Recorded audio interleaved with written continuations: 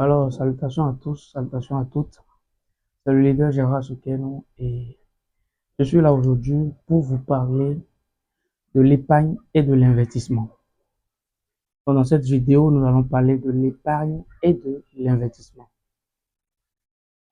Il faut donc noter que plusieurs personnes pensent avoir la sécurité financière en épargnant toute leur vie.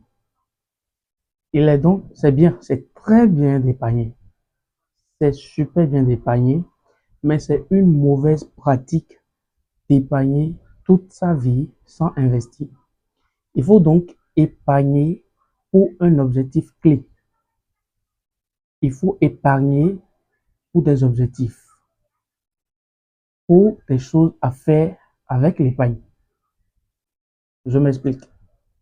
Prends l'exemple de quelqu'un qui a la force peut-être aujourd'hui d'investir dans des biens immobiliers, d'investir dans l'actionnariat, d'investir en payant des biens, des terrains, des voitures de ci, et qui ne profite pas de cette opportunité, mais préfère épargner. Je comprends très bien. Quelqu'un qui a la force de payer une action de Facebook hier et qui n'a pas payé, et il a épargné cette somme. Disons, l'action coûtait dans le temps 50 $. Aujourd'hui, une action de Facebook est à plus de 200 $. La personne a exactement épargné 50 $ de côté et le monsieur X a investi. Le monsieur Y n'a pas investi. Aujourd'hui, une action Facebook coûte plus de 200 $. Donc, ce qui veut dire que le monsieur X qui a investi a fait x4 de son investissement et le monsieur Y a toujours son investissement en place. Maintenant, s'il décide de payer cette action qu'il avait épargné 50 $, il décide de payer cette action aujourd'hui, il va payer 0,25 actions au lieu d'une action. On se comprend et on est d'accord que un terrain que quelqu'un a la force de payer il y a de cela 5 ans à peut-être 200 000 francs, aujourd'hui pour payer, ça ne sera pas la même somme. Mais plutôt ces 200 000 seront 200 000. Ce qui veut dire que si tu épargnes sans investir, tu auras peut-être 5 millions en main. Mais des années après, ça sera toujours 5 millions. Hein. Mais peut-être la valeur de ta somme comparativement au bien que tu peux payer à l'heure actuelle, peut-être quelque chose de 200 000. Tu peux avoir 5 millions, mais ce que tu vas payer serait quelque chose de 600 000, de 200 000. Puisque avant, tu as la force, peut-être la capacité de payer un terrain peut-être de 5 millions, tu n'as pas payé. Et aujourd'hui, pour payer ça, il te faut quelque chose de 25 millions. Et donc, si c'est exactement pour les 5 millions que tu veux payer, on te donne une petite portion. C'est la même chose dans les investissements, dans l'immobilier, dans des actions, dans ci, dans ça. Il faut donc investir. Épargner, c'est bien. Épargner, c'est super bien. Mais épargner toute sa vie sans investir, c'est grave. Et le second point, c'est quoi? Si on veut épargner, on a tendance à cacher quand même ce qu'on épargne.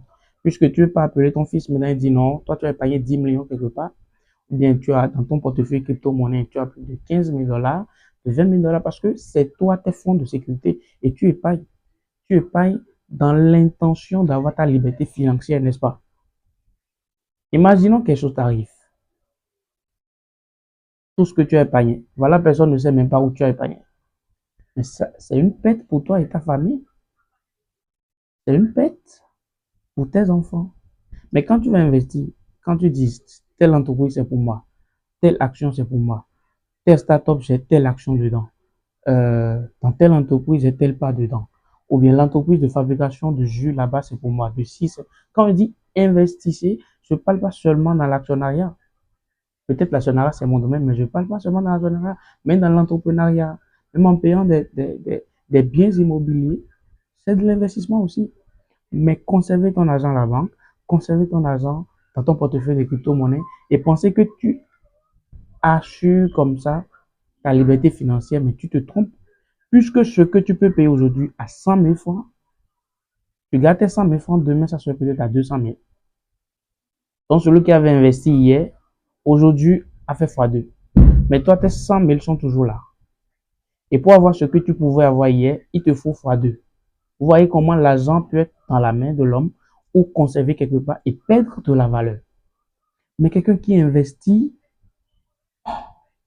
celui-là assure plus sa liberté financière puisque son argent grandit avec le temps. Donc, il est important et nécessaire d'investir après avoir épargné. Et quel conseil moi je vous donne concernant l'épargne? Je vous donne comme conseil d'avoir 3 paniers d'épargne. Quand je parle de 3 paniers d'épargne, je veux parler de l'épargne des fonds de sécurité, de l'épargne des fonds d'investissement et de l'épargne des fonds que vous pouvez garder pour des imprévus. Ce qui veut dire quoi?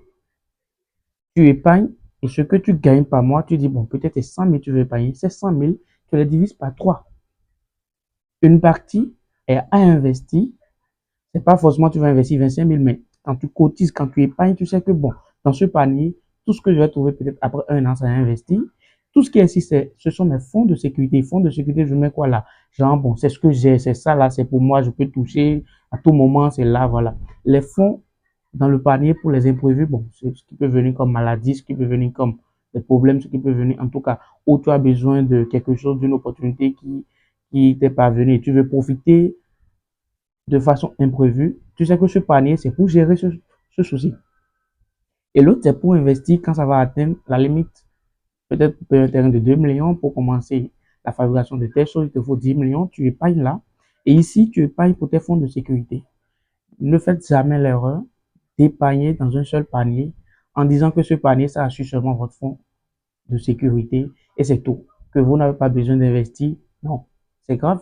Puisque quelqu'un qui a 10 millions en 2022, 10 millions, il y a des voitures de 10 millions de 2022, hein, des terrains de 10 millions de 2022, des actions que l'on peut payer à 10 millions. On peut dire 1000 actions, 10 000 actions d'une entreprise en 2022, mais aujourd'hui en 2025, c'est 10 millions, la même voiture, ça peut jamais payer. Il faut ajouter plus. Le même terrain, ça peut jamais payer. Il faut ajouter plus. Les mêmes actions, il ne peut pas jamais payer. Il faut ajouter plus. Donc, conserver ses fonds sans investir, c'est détruire même la valeur de ses actifs. Et donc, il est très, très primordial d'investir, d'épargner et d'investir en même temps. Merci beaucoup. N'oubliez pas de vous abonner à la chaîne parce qu'il y en aura beaucoup plus de vidéos sur la liberté financière et beaucoup de business à faire.